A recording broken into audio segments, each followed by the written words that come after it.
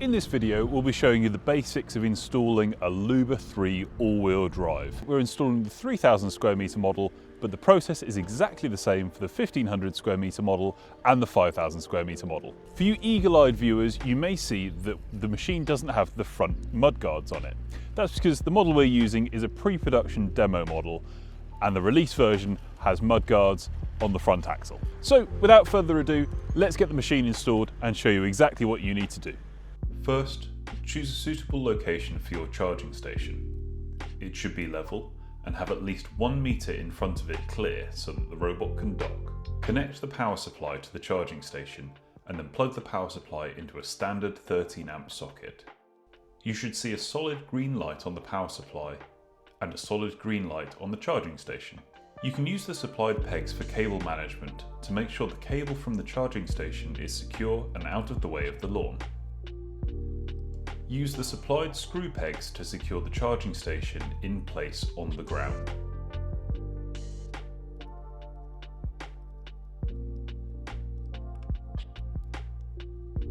Once the charging station is secure, you can either place the robot in front of the charging station and use the app to send it to charge, or place the robot in the charging station manually. When it is correctly in place, the robot will say "Start charging" and the red side LEDs will flash. Next, using the Mammotion app, tap Create a Map, then Start Mapping. Follow the pre-mapping checklist, then tap Start Mapping. You have two options: Auto Mapping, where the robot will map the area automatically, and Manual Mapping, where you drive the robot around your lawn using the app to control it. Auto mapping is ideal for neatly landscaped lawns with well-defined edges, whereas manual mapping is better for complicated, slopey or uneven lawns. In this video, we're going to select manual mapping. First, the robot will undock from its charging station. Next, it will check to see if it is on the lawn. If your dock is off lawn, select Go to Lawn so you can drive the robot from your lawn first before starting to map. If you don't need to do this, however, instead select Start Mapping. Drive the robot around your lawn using the virtual joysticks that will appear on your phone screen. The left-hand joystick controls forward and backward movement, while the right-hand joystick controls your steering. You can tap the icon with 3 sliders to adjust your forward drive speed. As you drive the robot, a line will be plotted in real time, tracking your movements around the perimeter. At the bottom of the screen, the robot will estimate the completed area size. Once you completely map the perimeter and control the robot back to your starting point, you can then save the map. At this point, you can repeat the process if you have additional lawn areas, or select Finish to exit the perimeter mapping. If your lawn has no fixed obstacles, then you're done. If you do have obstacles in the lawn, like trees, flower beds and ornaments, we need to map no-go zones. Tap Create, then No-Go Zone. With the Luba 3, you have 2 options. You can draw the no-go zone on the map, or you can create it manually. For greater accuracy, we recommend creating it manually. Use the joysticks to drive your robot to the obstacle, then start mapping. Just like with the perimeter, drive the robot around the obstacle, and then, when the loop has been closed and you're happy with it, tap Save and it will show up on your map as a yellow shape. If you choose to draw your no-go zones, tap and drag the shape to the desired area, then tap and drag the corners to make it the desired shape, saving once you're happy with it.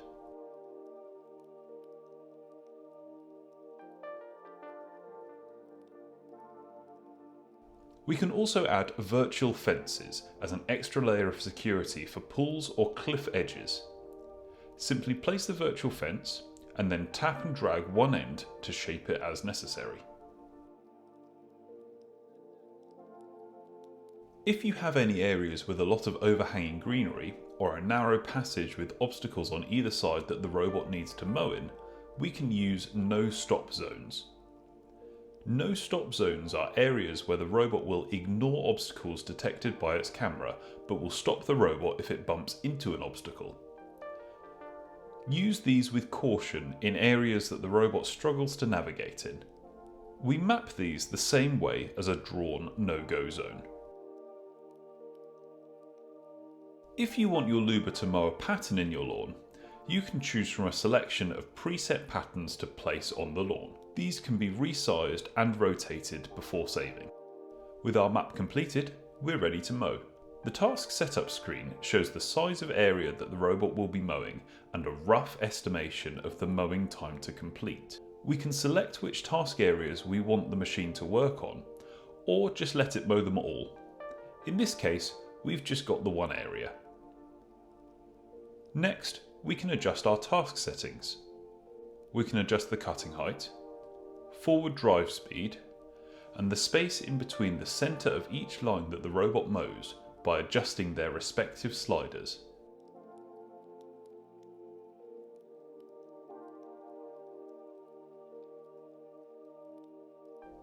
You can also adjust the cutting path angle, setting a custom angle for it to work, letting the robot choose the optimal angle based on the shape of the lawn, or letting the robot determine a random angle of work each time it starts the task.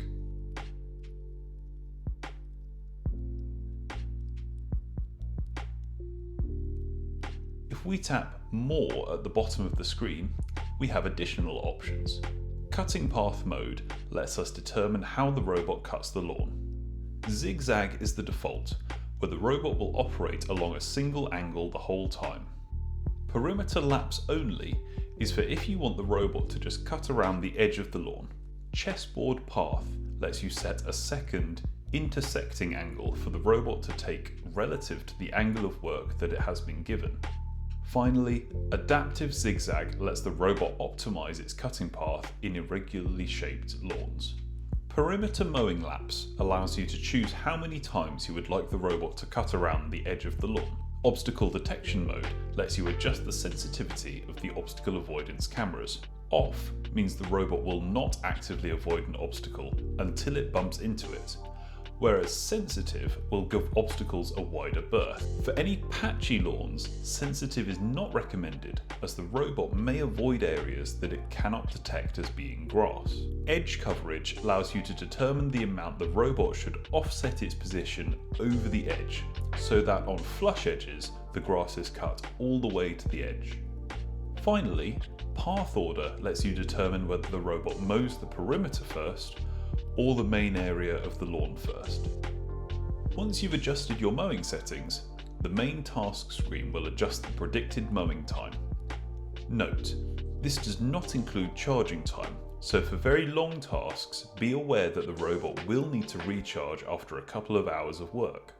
If you would like to schedule the task you have set up, tap Schedule and then either choose the days of the week that you would like the robot to start the task on, or choose a fixed interval of days for the robot to start on, i.e. every 2 days.